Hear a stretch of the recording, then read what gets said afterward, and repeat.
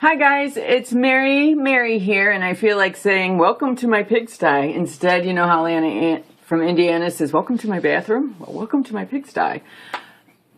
My schnauzer was sitting on the couch, but of course she jumped off. Those two know pretty much when the camera's going, and I'll still work on it. I know that that some of you want to see the puppies, so working on it.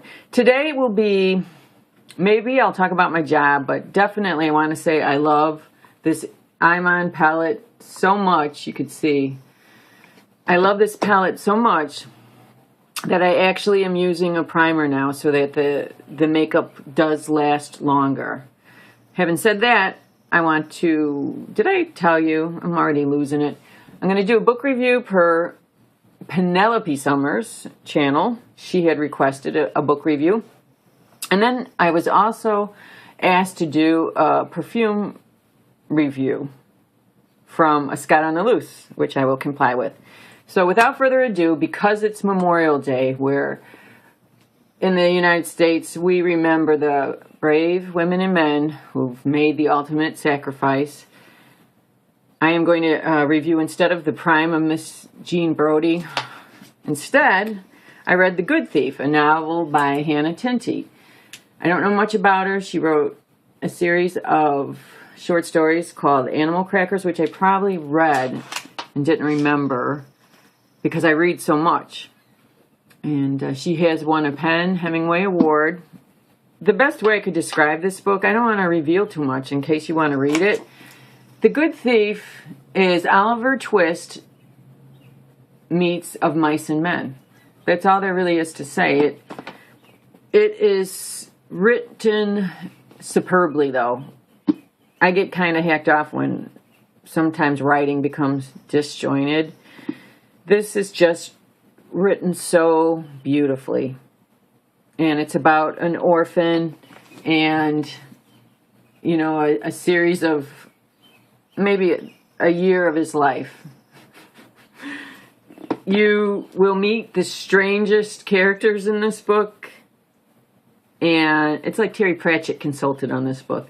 You'll meet some strange characters and plot twists and turns that I never expected. So the best, again, to recap, Of Mice and Men meets Oliver Twist. That is The Good Thief. It's a good read. You won't regret it. Go ahead. 2 thumbs up. Now on to my perfume review. This is L'Artisan Parfumer, or L'Artisan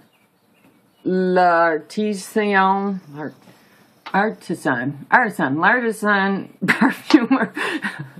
Sorry about that. Well, actually, I'm not used to apologizing, and I'm not sorry about that, because you know my rule. If I can afford it, I can pronounce it any way I want. So this is called Dzing, and I got this from Lucky Scent. It's a store out in California, but I want to try the one Volnay 55 got her perfume from. That's where you can get Tigress. So, without further ado, this was described, I didn't read the descriptions first, but it has leather, maybe a primary leather scent, musky, sweet, animalistic. It has tonka beans in it. This perfume, though, reminds me of, it reminds me of Joy Perfume in Mink. It reminds me of my mom either kissing me goodnight before she and my dad headed out for the evening, or coming home. One of those. But it just reminds me of my mom, and the mink coat is no big deal. It's hanging up in her garage. I want her to let me lop off the sleeves. Ooh, okay. I want to lop off the sleeves so I can put them on my boots, and that would look so cool. And another mink won't have to die.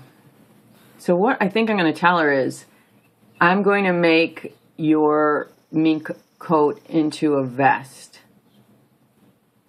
She might go for that, you guys. All right. So, that's what the perfume smells like, my mom. It smells like Joy Perfume and Mink. Hope you enjoyed that review. Now, let's go on to, let's see how much time I have. All right. Okay, I just completed a 5-week assignment for a major retailer and had the time of my life. Initially, the big or second big store manager, nothing scares me. I used to work for the world's largest telecommunications company. Talk about brutal. Nothing scares me. But this one manager, I don't know. He turned out to be wonderful. And what else can I say about this job before I launch into the good part? The cart jockeys.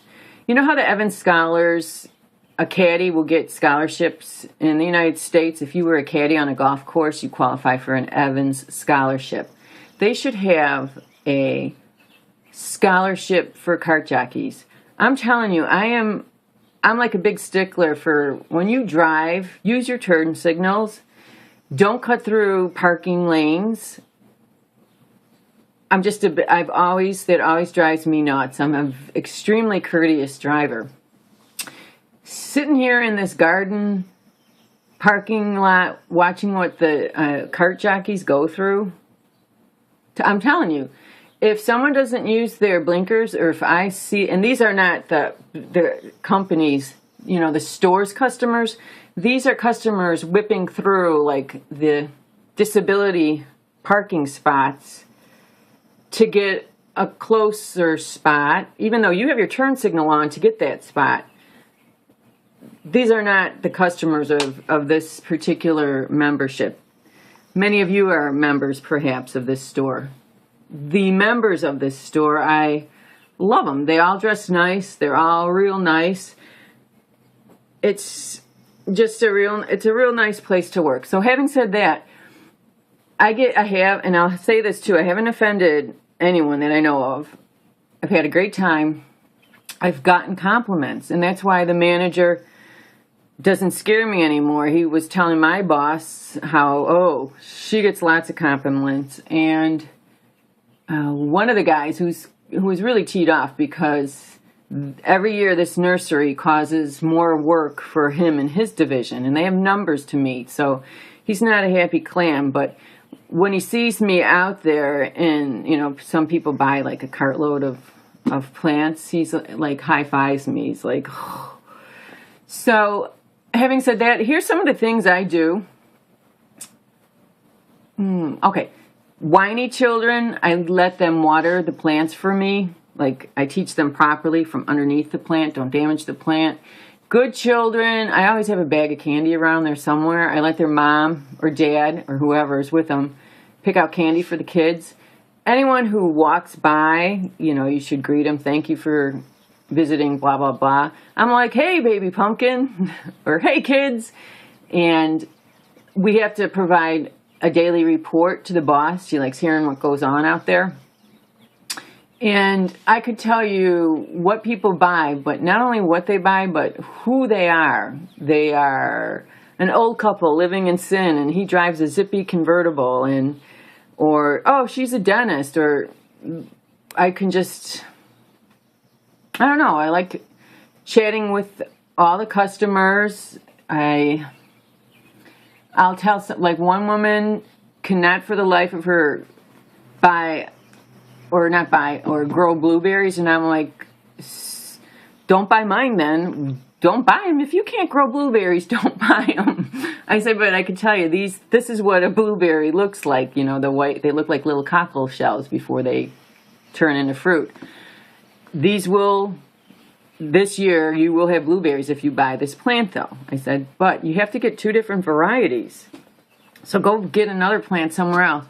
She took like half my blueberry bushes. Now, that could have seriously backfired, too. And it's not me using psychology against a customer.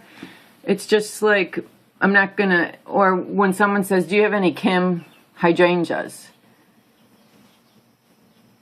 I apologize profusely because I know how disappointing it is, but then I try and find out, well, what are you trying to fill in your garden? What are you trying to do? And I'll offer suggestions. And it's just so funny. People have me pick out plants. I let children pick the fallen fruit or vegetables. You can't have falling vegetables on the plants. It's not a good idea.